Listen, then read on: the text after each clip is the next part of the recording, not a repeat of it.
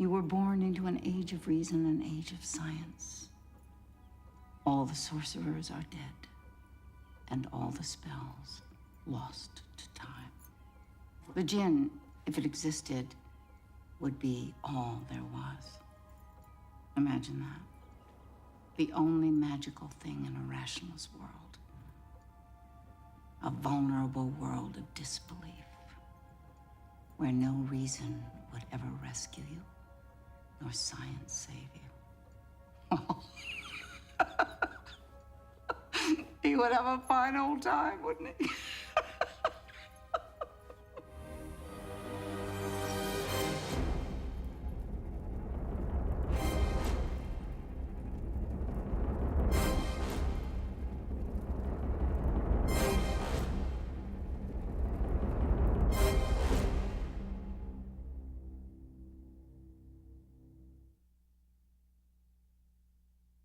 Actually, when I first got the script, it was an evil genie script, and my first thought was an evil genie movie. I mean, what are they going to do with this? But got a hold of Peter's script and read through it, and it was actually a lot of fun. It opened in ancient Persia, had a lot of creature effects in it, and he always managed to twist the wish around in an interesting way, so that intrigued me, and I actually thought it would be a fun project to do after I read the script.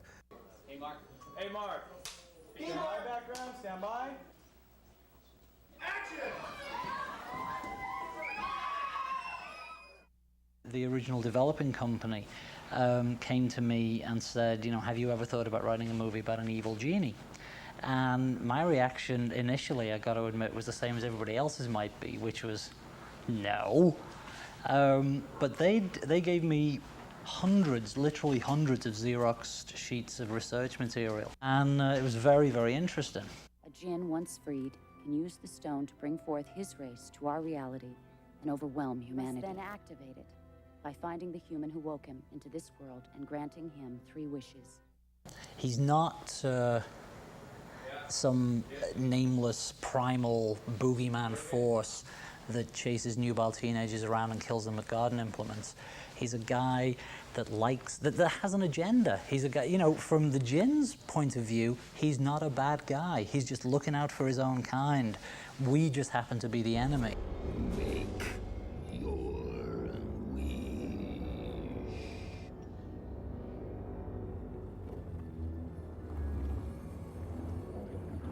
I suggest you do it quickly, dear. We wanted something different than Freddy, of course, and the character itself is a lot different than Freddy. But we went through a process of designing. I worked with this artist, John Bisson, or Darren Delwager, who was the other storyboard artist I had on the film. And we hung out a lot, working on a lot of different sketches, and wardrobe sketches, and armor, and his fingertip things, everything. We started sketching all that out. I wanted something majestic, evil but not comical, and that's why we kind of went with the approach of these majestic horns, which originally were skulls and vertebrae coming out of the bone. It was like an ornamental thing, and we decided to actually incorporate it as a functional thing, which is the tentacles that come out, rather than just have it an ornamental thing that's is embedded in his head like jewelry. We went with that, and we also went with the long ancient earlobe things, and in the old days they used to have their earlobes stretched down with plates. It was very tribal, and along with the tribal scars and everything on it, just to try to make a really majestic looking creature. And Andrew obviously plays it that way as well. And he's never physical. He's not really a physical creature. It's all done. The battle is done mentally in the film. So the Djinn never really grabs anybody and throws them through the air, or cuts them in half or anything like that. So it's all done with the mind.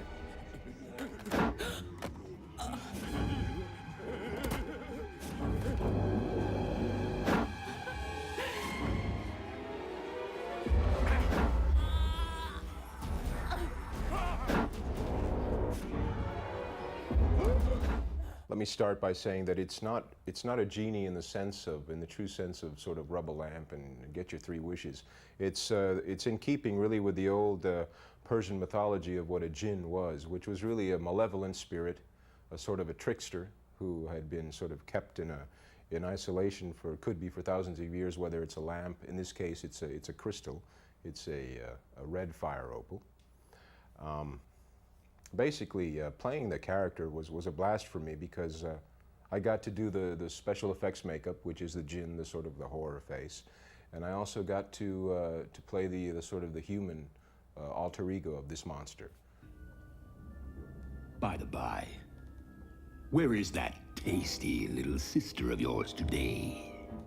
Actually, when Andrew came on, he actually brought a lot to the role, although Peter had a lot of it in the writing.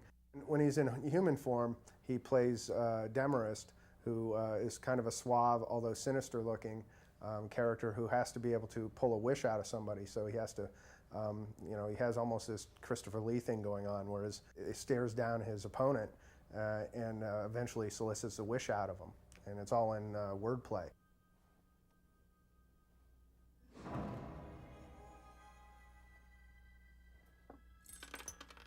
Holy shit. What are you, David Copperfield or something? How'd you do that? Old family secret. Where is Alexandra? Well, I'm sorry, but I don't really feel, comfortable. Tell me, What would make you comfortable, Nick? Name it. what's my limit? Your imagination. I liked very much the fact that the Demarest character is somewhat more of a flirt. That there was a sort of an allowance for him to just kind of go with it and actually be a little wilder, if you can imagine, than the masked sort of Djinn. I guess in a very strange way, when I think of the character, I don't really separate the human from the Djinn. In a strange way, it all makes sense and is almost as if it were really an alter ego of the Djinn, the human part. But as looking at it, it was kind of weird for me because when I saw that character was the antagonist. Forgive my brashness. Not to the point of, you know, overdoing it or beating a dead horse, as they say, but just pure enjoyment and glee out of seeing what he could do, his powers, using them. Surely you're not telling me this is all you can do? Nor all you ever have done. It certainly isn't all you've ever wished for. Tell me the truth. Don't you grow weary of this job day in and day out? Wouldn't you like to escape into a more exciting profession? What the fuck does that have to do with you? Everything. Take the chance, Johnny. Answer the question. Would you like to escape?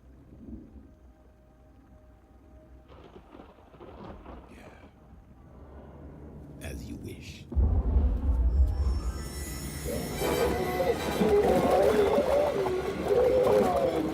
Houdini did it in 2.5 minutes. I tried to bring the Djinn out through the human every chance I got. So in other words, it's really in a sense working backwards. And it wasn't too hard to do that once I saw the makeup and realized, I mean, once it was fixed on, we had 3 stages of the Djinn. There was the baby stage, the fetal stage, there was the second stage, so-called second stage, and the final Djinn stage, which is that horrific looking makeup that took about 3 hours every morning to put on and about 1.5 hours to get off. I think once I saw that, once I saw the makeup, looked at it in the mirror, I sort of, it brought things very much into focus. Spare me, child. Behold my true face. Oh my god. Yes, the shit just hit the fan, didn't it? I had done some prosthetic makeup before, which was really basically a mask, like a scuba gear mask, if you've ever seen one of those. Just pull it over your head and sort of glue down the edges. This had something like 12 pieces, 12 different pieces, each of which sort of articulated and was seamed into the other. One being the nose, then the sort of upper lip, and so forth, and the chin, and we would do these, this part of the chin going into the eyes. And so all of it would articulate, but you're right, it would, with a lot of sort of over-exaggeration. I felt it was really over-exaggerating, but as it turned out, upon seeing it, what came through the mask is really, was really, because I asked to see the dailies right away, and it was really quite a nice revelation. to see the first dailies and see how it worked. Well, luckily, Andrew's worked in makeup before, so after the first couple days on set, by watching himself and watching the dailies and watching himself in the mirror, he was able to figure out how much expression he had to do underneath the makeup in order to manipulate, because whatever he does underneath the makeup has to be multiplied, 10 times to make the outer rubber actually, emute any emotion or anything. So, after the first day or so on set, he was able to figure out exactly how big he should be in the makeup in order to bring it to life. Because this is an effects film, and it's very important that the actors be able to pull off a lot of the things that we're doing with them. Andrew, as well as everyone else, they have to, fake pain and fake, things aren't really there. They have to act against blue screens. Things aren't there. So the actors have to really, dig down deep and find that, and I have to also help them with that, telling them, okay, now the room is changing into something else, and you have to look around and see it, and then, show fear or whatever. So, but everybody, all the actors really did a terrific job across the board. I think all the actors in the film, I pretty much got the cast I was looking to get on the film, and I think Peter also was very happy with the actors portraying his words and everything.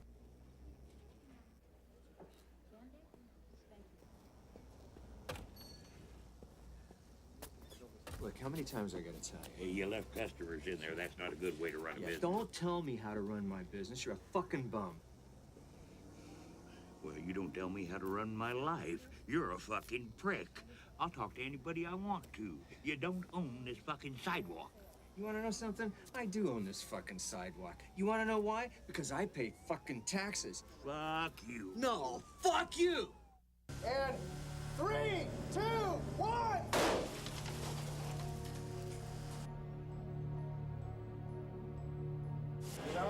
Marker. And action.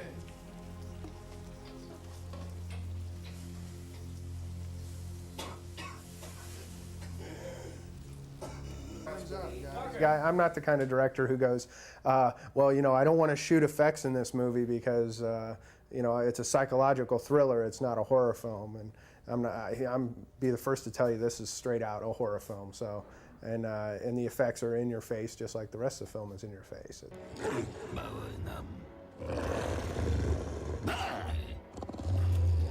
shit.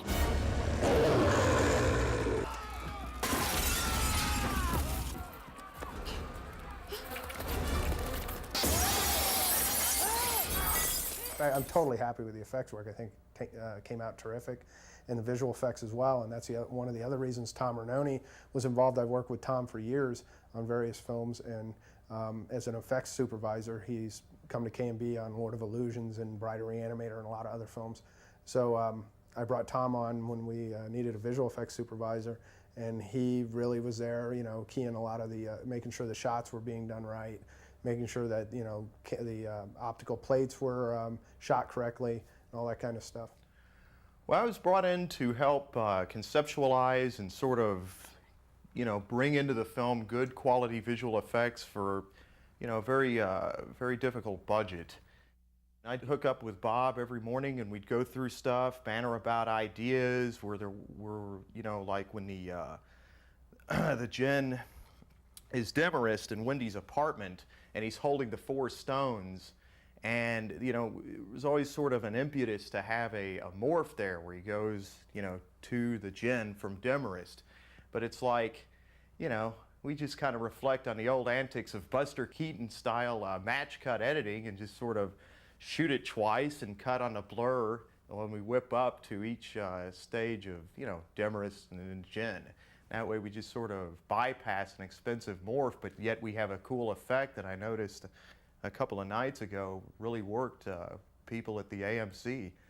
So, I mean, this film is like really wonderful and exciting for me to have worked on because growing up, I'm a horror fanatic and have been shooting horror pictures since I was like 11 and the whole 9 yards, like everyone on this film, because Bob brought in all of his friends, and so it was a wonderful collective communal effort of depravity that's, I think, sort of made it work. I feel pretty, so pretty. I feel pretty and witty and fun.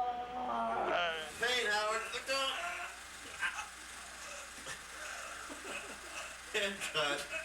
One of the reasons we were able to pull off the film in such a short period of time, we had a relatively short period, 6 weeks shooting schedule, 33 days actually, and a really tight post schedule, was because K&B Effects, my effects company, my partners Howard Berger and Greg Nicotero were involved. Greg handled second unit on the film, and Howard keyed all the effects in the shop, and really they came through 110%. A lot of the guys in the film who work at K&B actually play in the film, wearing suits or getting killed in a party scene or whatever.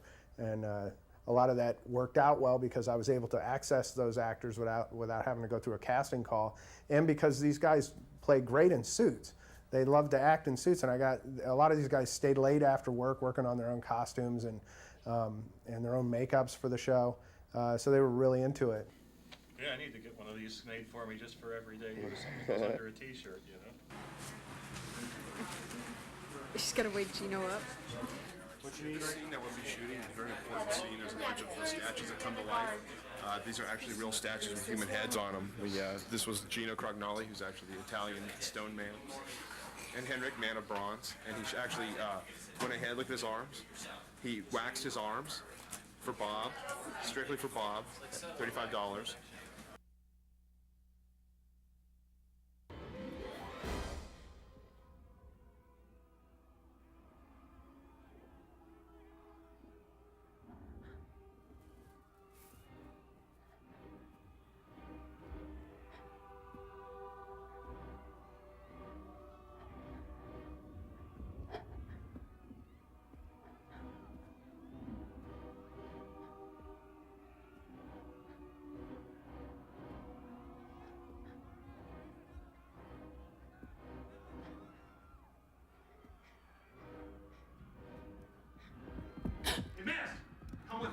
Trying to get this under control.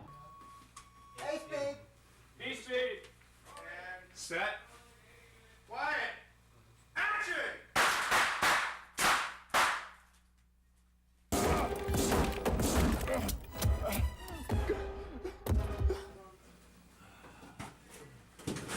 That's a good one.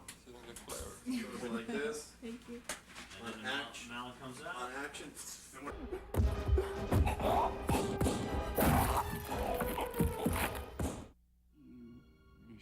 Son of a bitch!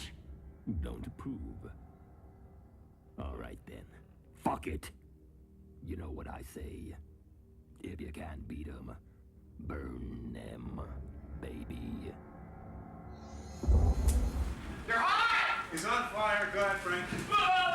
You know, the 9 other films we've worked on together, we'd go down to 101, you know, pick up, pretty much a seasoned derelict hitchhiking, and just pretty much douse them with kerosene and light them up, you know, after a little smack, you know. And pretty much it works. But the first time he ran up to the window, the squibs didn't go off on the window, and he bounced off the window, laid down on the floor. The stunt people ran in with fire extinguishers and put him out. And then we had to do him again so that he would break through the window. We had 3 cameras on it. We had 2 cameras inside and 1 camera outside the window, so he could do it and smash out the window in the same take.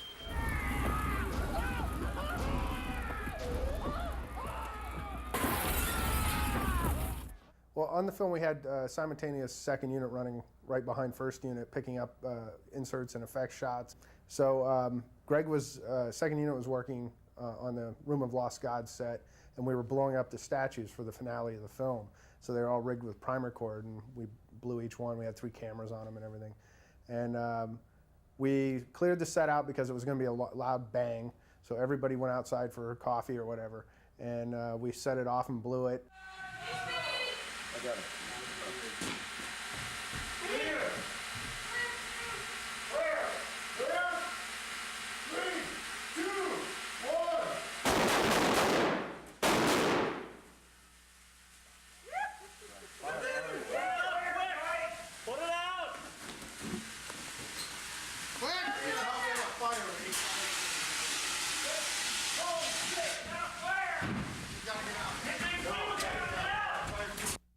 There was 4 charges in the statue, so it would blow kind of like Independence Day style, like from the top to the bottom.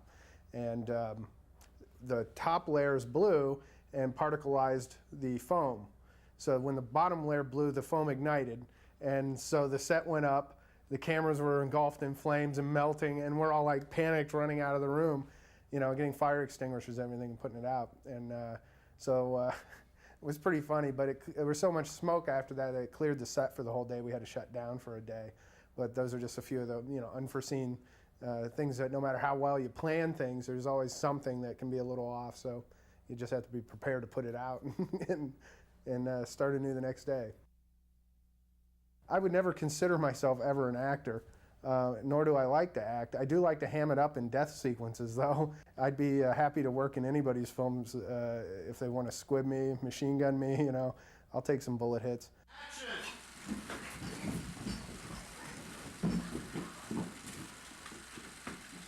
And head, and 1 1,000, 2 1,000, 3 1,000, 4 1,000, 5 1,000. Got it. All right, so which lines do we want the cables? Do we want them formatized? Head was actually in my first film, Demolitionist, in one little cameo sequence where a guy comes in with a severed head. And it was actually supposed to be used in From Dusk Till Dawn. I had a death scene that was that we were going to shoot where I got my head bit off by a creature.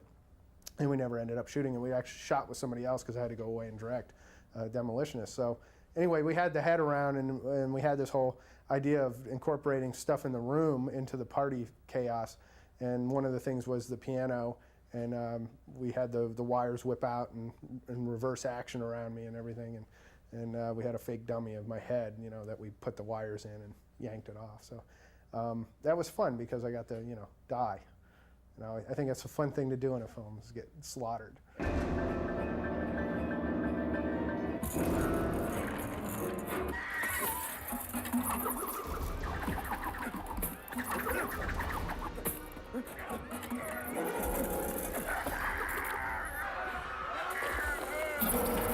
It's just a good, wholesome monster movie. God, it seems like we just started a couple of months ago, and I can't believe there's release prints pounding the Universal Cineplex Odeon to gang members across LA. It's beautiful. The moment on the set, the last moment when I knew I was going to the trailer to take the latex off for the last time, and it was both a very, very happy, excited moment for me, but also it was a sad moment, knowing that basically this was something, and the feeling and the vibe was something that really couldn't be revisited. This sort of was the beginning of the closure of the whole thing. And I, at that moment, and I think everybody on the set at that moment, we thanked each other, and I said that it was one of the most unforgettable experiences that I've ever had as an actor and in my life, and that I'll never forget it. Anytime I can make the movie look bigger than the budget, I mean, it's kind of the goal is to make it bigger and better than a lot of other stuff being done in the same budget range or the same genre. And that was my goal, just to pack as much as I could onto the screen, make a fun ride, and let, you know, I like to go to horror films and just sit there and have a good time, be scared, have a few laughs, see some, of course, gore effects, because a horror movie needs it. And, you know, I'm very happy with the way it turned out.